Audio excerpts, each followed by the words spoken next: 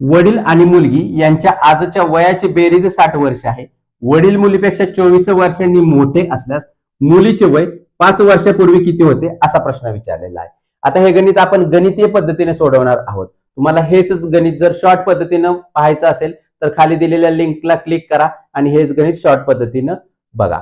आता चला हे कसं सोडवायचं ते बघूया.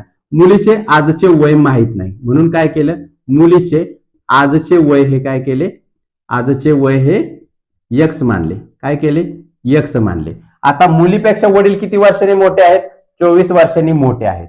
म्हणजेच मग वडिलांचे वय किती झाले, वडिलांचे वय हे मुलीपेक्षा कितीने 24 ने जास्त आहे म्हणून काय केले, यक्स अधिक 24. आता समीकरण कशा पद्धतीने तयार झालं मग बघा.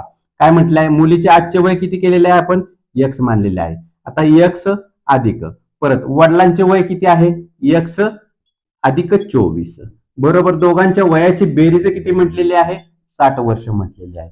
आता पुढे या दोघांची बेरीज केली, एक्स अधिक एक्स बरोबर किती झाले, 2x अधिक 24 बरोबर किती 60 जसे आहेत तसे. आता 24 इथे अधिक मध्ये आहेत, तिकडे गेल्यानंतर काय होणार आहेत ते वजाबाकी मध्ये जाणार आहेत. म्हणून 2x बरोबर 60 वजा 24. हे 24 इथे अधिक मध्ये आहेत, तिकडे गेल्यानंतर काय झाले ते वजाबाकी मध्ये गेले.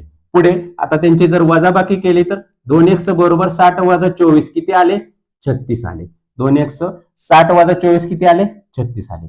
आता इथे दोन गुणाकार आहेत, इकडे गेल्यानंतर काय होणार आहेत ते भागाकारात जाणार आहेत. म्हणून x बरोबर 36 भागिले 2 झाले. इथे दोन गुणाकारात आहेत, इकडे गेल्यानंतर काय झाले ते भागाकारात गेले. आता याला जर भाग लावला तर 2 एके 2 आणि 18 दोन्ही 36. म्हणजेच आता x ची किंमत काय आली, x ची किंमत ही 18 आली. 18 काय आलेली आहे, मुलीचे आजचे वय हे 18 वर्ष आलेले आहे. परंतु मुलीचे वय काय 5 वर्षापूर्वीचे वय विचारलेले आहे आपल्याला. 5 वर्षापूर्वीचे म्हणून काय करावे लागेल, 18 मधून 5 हे वजा करावे लागतील. 18 मधून 5 हे वजा केले तर किती आले, 13 वर्ष आले.